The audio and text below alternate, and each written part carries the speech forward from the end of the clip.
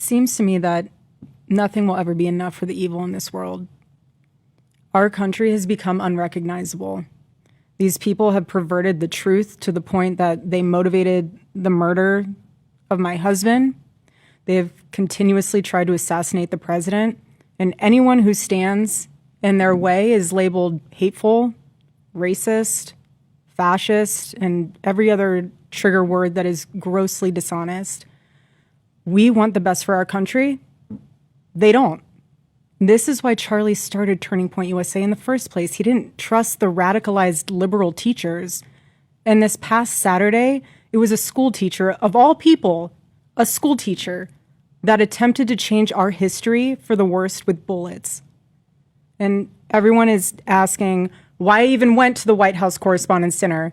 And it was because many of the journalists in that room have attempted to dehumanize me, and I wanted to meet some of them face to face, quite frankly. Why have a conversation about me when you can have a conversation with me? So, for example, a journalist from the Daily Mail came up to me. She introduced herself, and she was very gracious. She was saying, "You look so beautiful. I'm so sorry for your loss."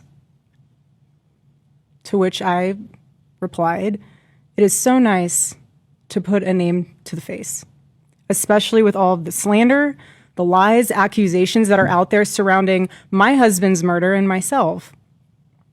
And I said to her, "You know what's so interesting?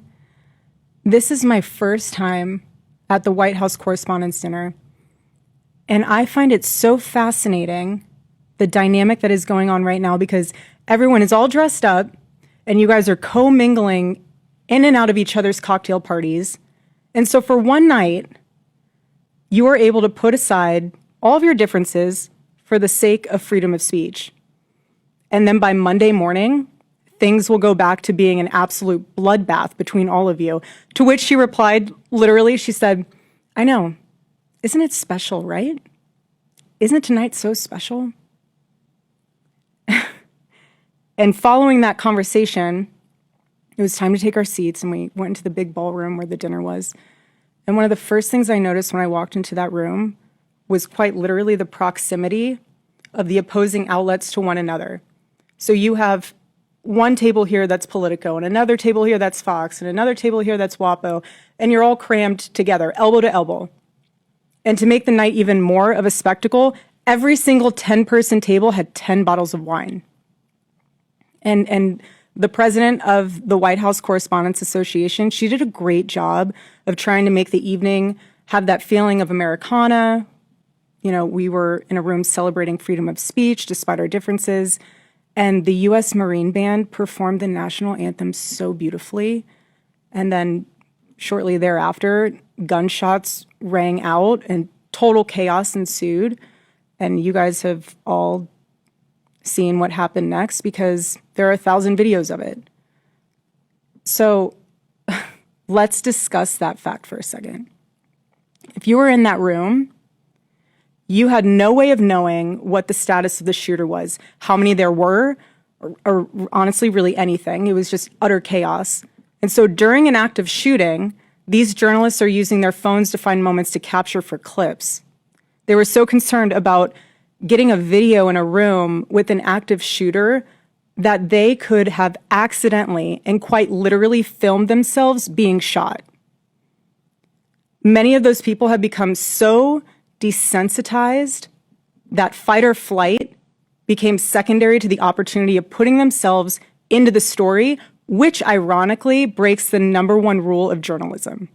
And again, ironically enough, the shooter was a teacher. You have these people who are supposed to be teaching our children the future of this country, and he's so unhinged that he is able to teach children by day and then attempt to murder the president of the United States by night. And in his manifesto, he starts by contextualizing himself by saying, "I am a citizen of the United States of America."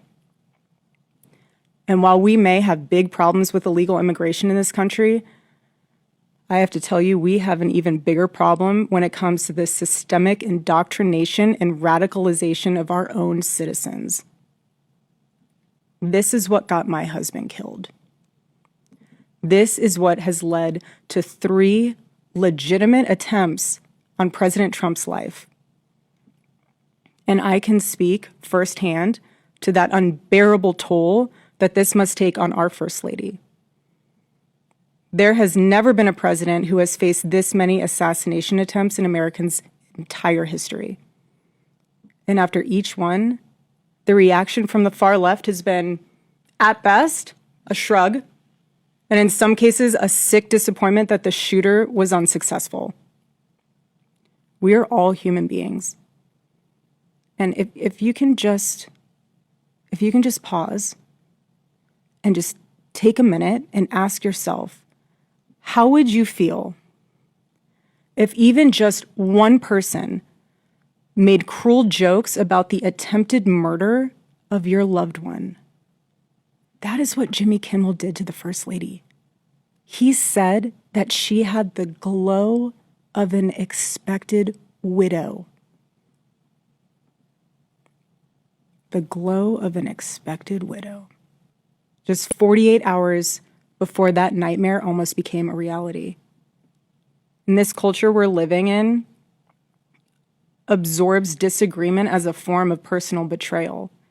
It turns having an opposing viewpoint into a moral crime worthy of punishment. And here's what I've realized through all of this, truly, having lived through quite literal hell these past 7 months, if you strip someone of their humanity long enough, you will arrive at the chilling conclusion that they don't deserve to exist at all.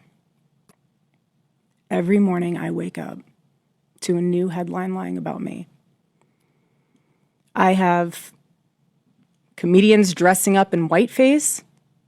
I have people saying I'm not fit to be CEO. And I have Candace Owens claiming I murdered my husband. And the list goes on and on and on.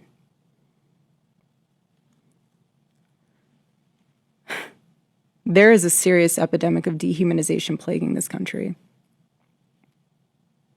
The most unthinkable tragedies have now become commonplace in our daily headlines, and yet the media finds a way to conveniently explain away violence. This is what we're up against. This is what we're up against. What is happening right now is something none of us can afford to ignore. The evil forces working to divide us, to distract us, and to pull us apart has never been stronger. This is a moment for Americans to come together and decide what kind of country we are going to be before we lose our country altogether. In Romans chapter 12, verse 21, it says, "Do not be overcome by evil, but overcome evil with good."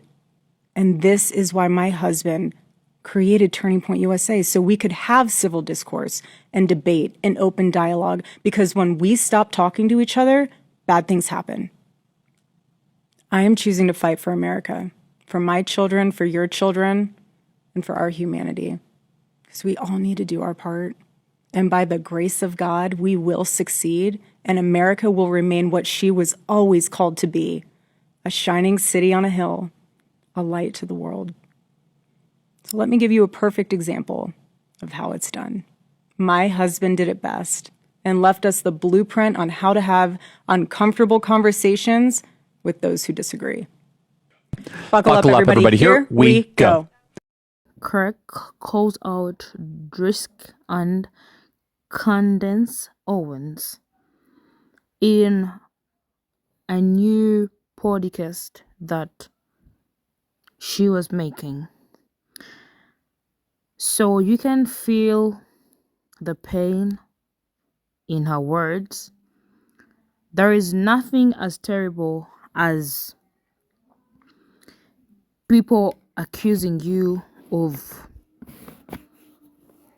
ending the life of someone you loved so dearly, your beloved wife, your beloved husband, sorry. So you could feel the words, you can feel the pain, and we go to the comment section to see what people say about this. One comes in to say her eyes are just so evil. So it's really surprising how people react to everything that this lady says. But anyway, comment, like, share, and also subscribe. Bye.